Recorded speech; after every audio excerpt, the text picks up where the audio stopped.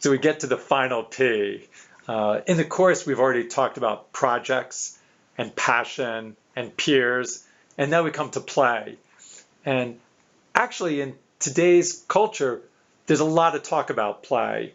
In the last decade, video games, computer games, mobile games have really become part of mainstream culture. And people talk a lot about, when people say play, they often think of those types of games. And in talking about learning and education, that's had a big impact as well. I think a lot of people see that there's such attraction to the new generation of games that kids get so invested in that, they think, why can't we have that same type of investment in learning? So people often think, why don't we just bring games to learning? But in the conversation around that, I think too often play gets seen in a somewhat narrow way, in my view, that play gets associated with fun. The kids have fun with this, so let's make learning fun. And again, I have nothing against fun. It's nice to, have things that are fun. But for me, that doesn't get to the heart of what I think of when I think about play. But for me, the essence of play is not just about having fun, but it's more of an attitude of sort of exploring and experimenting. That play experiences are about taking risks, testing the boundaries, trying new things, exploring, experimenting. Like playful, it's really about the attitude of playfulness. So it's not just about the play activity, but sort of your mindset or attitude, sort of a playful way of engaging with the world. Because I also see that sometimes they think that they're in contrast, like we have to hide the learning in a playful, make it fun, or make it like this pill, learning's this pill, and if you make it fun and put a game around it, they won't even realize that they're taking the pill. No, I think we both cringe when people say they won't even realize they're learning. Whereas we want people to realize they're learning. Also just that it can be an enjoyable thing to be learning. And so that playful learning, bringing those together, that you're learning in a playful way, and that it can be.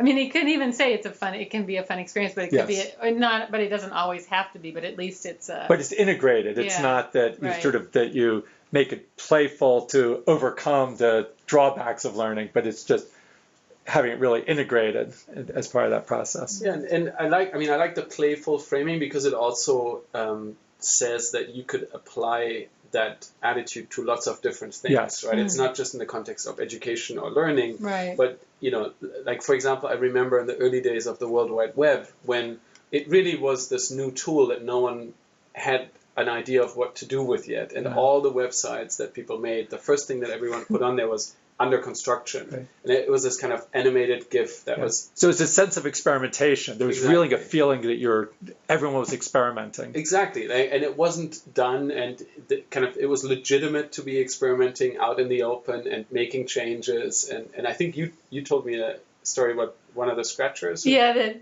we saw one of the scratchers had put up. She was really interested in dragons. We saw in one of the game she put up, she said like a dragon game, but it's not finished. And then she said, okay, how do I make it do that? I'm still tinkering with how to get it to turn around at the end of the stage.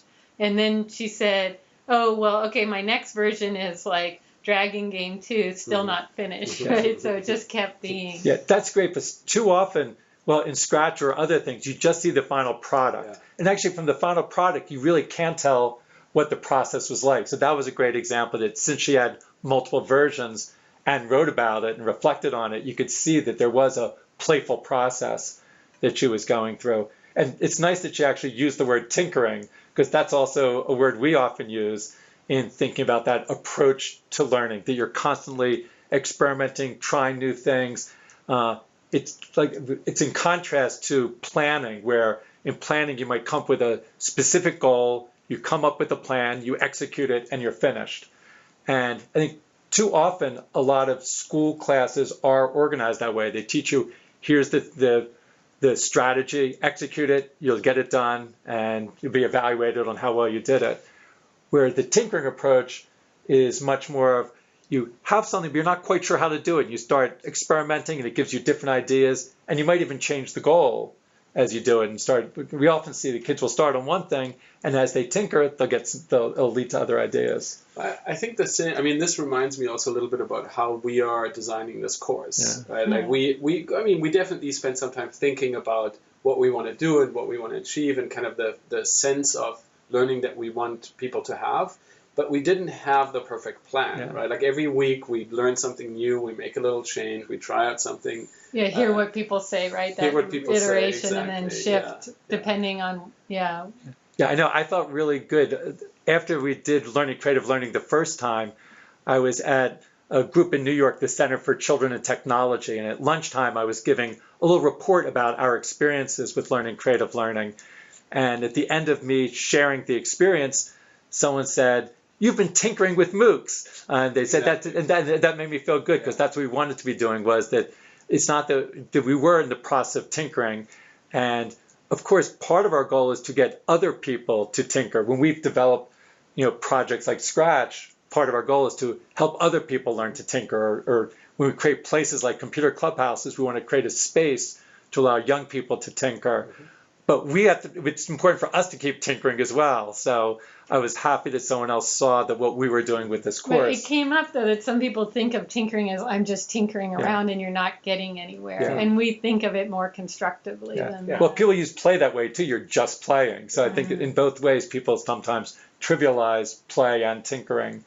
That is, just messing around, but sometimes messing around is an important part of the process. Right, and then sometimes often a plan comes out of, we feel like you need to become more familiar with the materials and what's possible. You need to tinker first before you can come up with a plan, rather than thinking before you even touch anything, come up with your plan, which I do hear a lot. Yeah, so it's not either or. That I think a lot of the best play activities and learning activities involve sort of the shifting back and forth of experimenting, trying new things, but then having an idea and you're sort of going along a path and you plan the path, but then something goes wrong and you start tinkering again.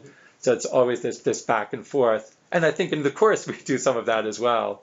And so I think, so hopefully that's something that we can keep alive in our own work, as to continue to have a playful approach to the way we do this course and the way we do all of the things that we work on. And I guess I'd also say that people applying the ideas from the course in a tinkering way, like Sherry Cohen said that idea, and Cynthia talked about the idea that this whole idea of tinkering helped them feel like, let's tinker with the whole way that we do our human rights work. Yeah. So I think that permission to tinker with whatever it is that you're doing. Yeah. So in addition to whatever ideas people are getting from the course or sharing in the course, I hope people come away from the course with a new excitement about applying a playful spirit to whatever it is that they're working on. Yeah, and permission to tinker. We give the permission to tinker.